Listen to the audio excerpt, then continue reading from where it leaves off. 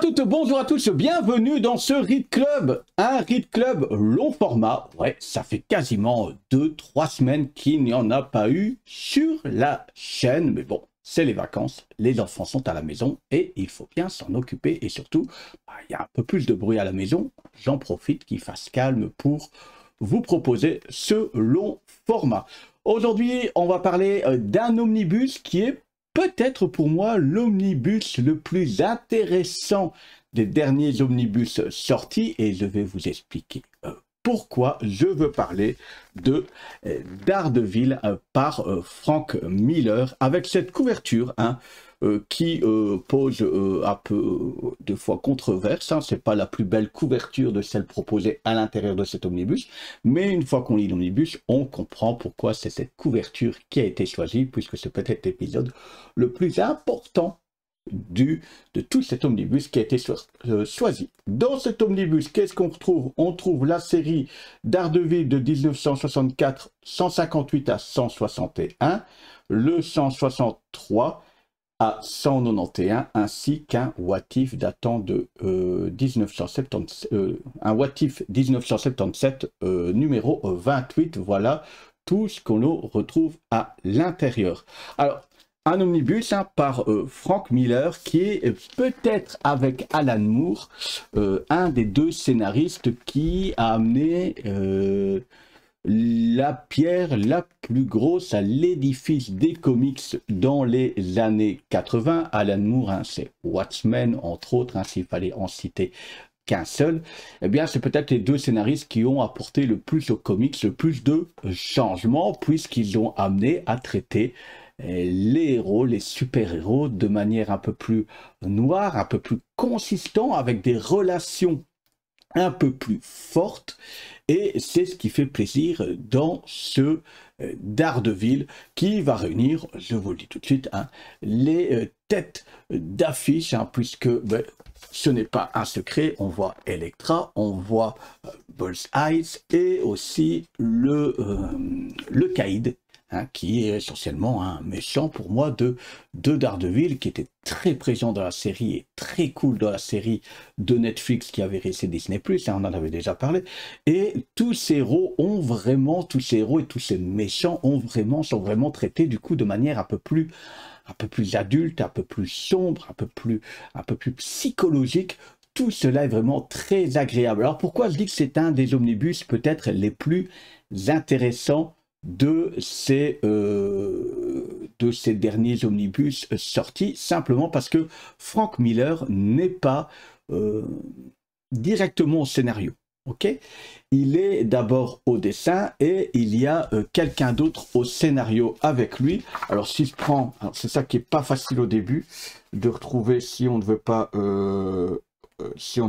choisir, mais on a Roger Mackenzie de temps en temps au scénario.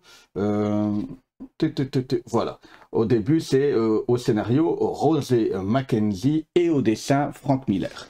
C'est-à-dire qu'on commence sur la période, alors je vous ai dit les épisodes, mais ce fameux Daredevil 158 date de 1979 et on va couvrir une période jusqu'à février 1983. Voilà. Et pourquoi c'est intéressant? Parce qu'on sent vraiment ce côté au début de 1979 où finalement on est dans le comics, vous savez, où il y a un méchant par épisode et puis peut-être qu'il va tenir 2 épisodes, mais pas beaucoup plus. De temps en temps, il y a un retour, on fait un rappel de rappelez-vous, il est apparu la dernière fois à tel épisode, mais c'est assez un épisode, une histoire, un épisode, une histoire et finalement une continuité, mais pas très importante au final. Dans l'esprit comics, le truc qui sort tous les mois. Et puis, quand Frank Miller commence à mettre sa main dans le scénario, et si je ne dis pas de bêtises, c'est sur un épisode un peu anniversaire, si je ne dis pas de bêtises, non.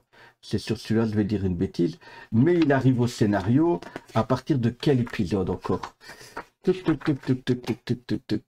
Au scénario à partir de l'épisode 165, je dirais, oui, 165, donc ça nous amène 165 en début des années 80, juillet 80. Ok. Et là, on sent vraiment cette idée d'un scénario plus prolongé et dark, si vous voulez.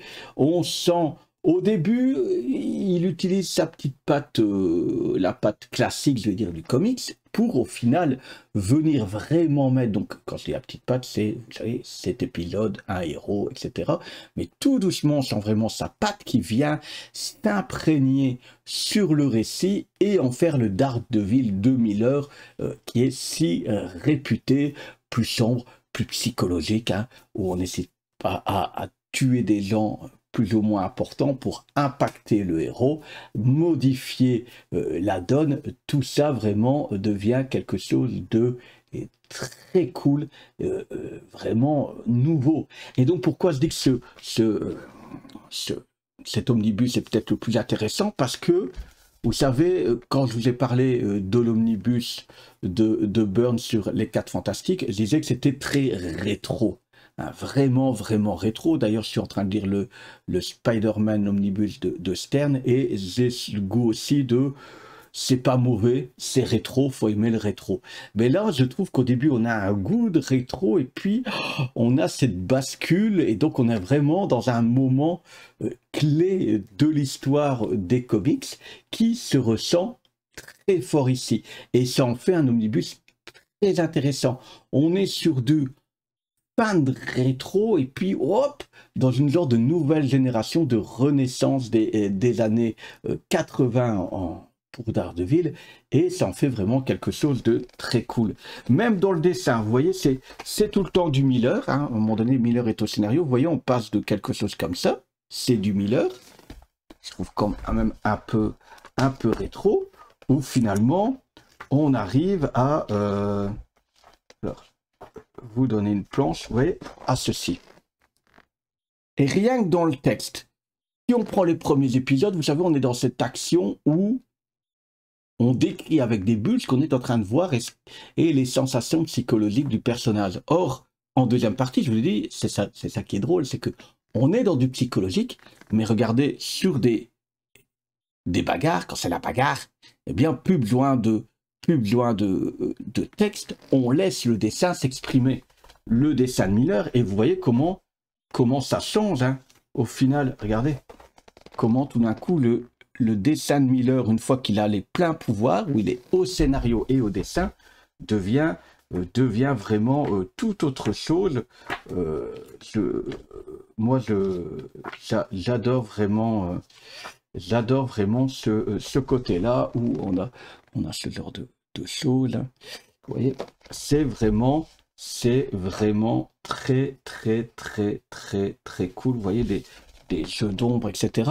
Et donc, pour moi, c'est vraiment un omnibus dans lequel on sent l'évolution du comics des débuts des années 80. Et ça, c'est super rare. On est dans le rétro pas trop longtemps pour finalement switcher avec l'autre. Sur le scénario, hein, je vais pas trop vous en dire, mais on a du caïd qui va être malmené, puisque dans cette période-là, le caïd a décidé de se mettre totalement en retrait de ses activités. Il a quitté Hell's Kitchen, il est parti avec son amour, et malheureusement, il y a des gars qui vont venir foutre la pagaille et faire que le caïd va revenir plus puissant que jamais.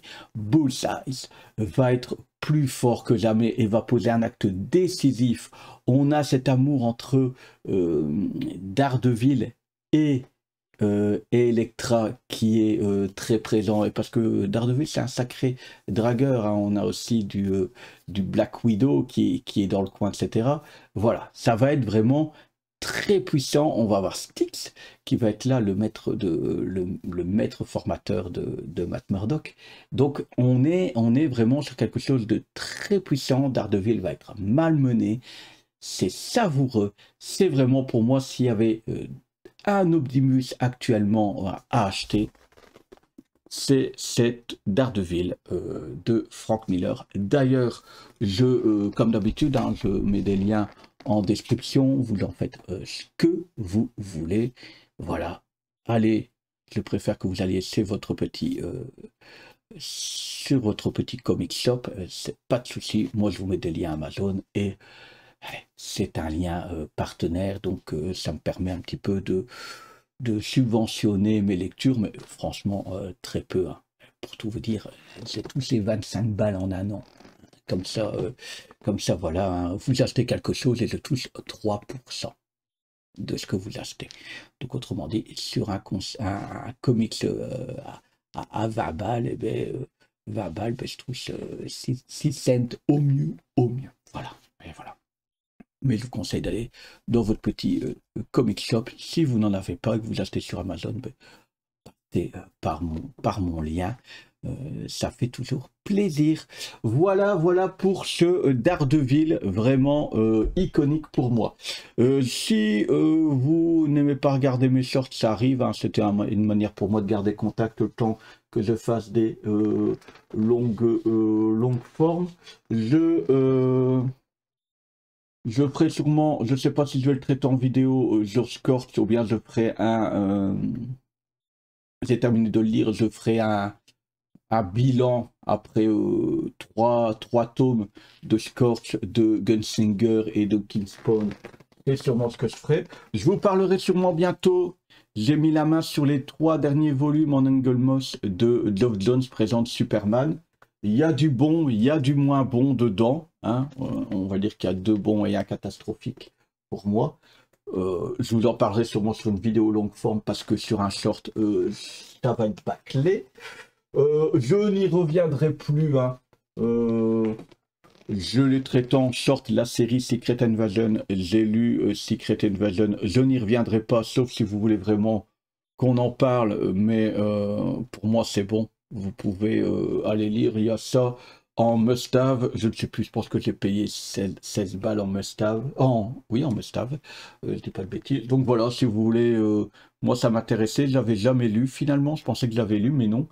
Pour voir tout ce qu'ils ont raté dans la série Secret Invasion. Pour ça, il suffit d'aller voir dans mes shorts. C'est des shorts d'1 minute, hein, donc il y a genre peut-être 3-4 minutes de vidéo à regarder. Je vous l'ai dit, il est en bas là posé. Je suis en train de lire le Spider-Man de Stern. Alors la prochaine, ce sera soit Spider-Man de Stern, soit les Geoff Johns, les Superman Geoff Johns. Je viens d'acheter le dernier Superman Infinite, le tome 5. À la limite, ça aussi, quand ce sera lu, je pourrai vous en faire une vidéo du run en entier.